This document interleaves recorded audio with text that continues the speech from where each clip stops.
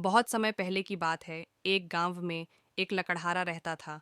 वह अपनी आजीविका के लिए दिन भर जंगल से लकड़ी काटता था और रोज शाम को पास के एक बाजार में जाकर बेचता था।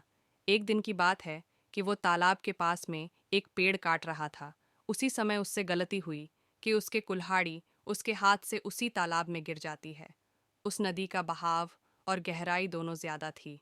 उस लकड़हारे ने अपनी कुल्हाड़ी को बहुत खोजा, पर वह कामयाब ना हुआ। अतः वह हार मानकर नदी किनारे बैठ गया और रोने लगा।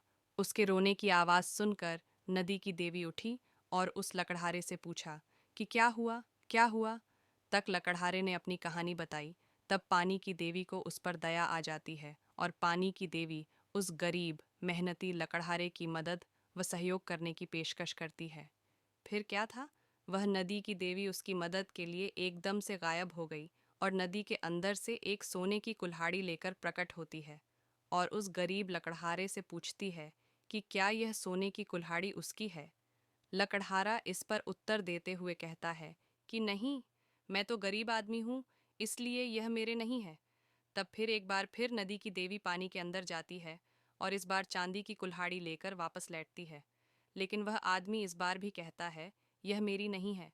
इतने के बाद उस नदी की देवी एक बार फिर पानी में गायब हो जाती है और इस बाद एक लोहे की कुल्हाड़ी लेकर वापस आती है।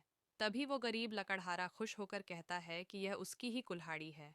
जिस पर नदी की देवी उस गरीब लकड़हारे पर खुश होकर वह सोने और चांदी दोनों कुल्हाड़ियों को उसको उपहार स्वरूप दे देती है। सीख: ईमानदारी सबसे उत्तम नीति है।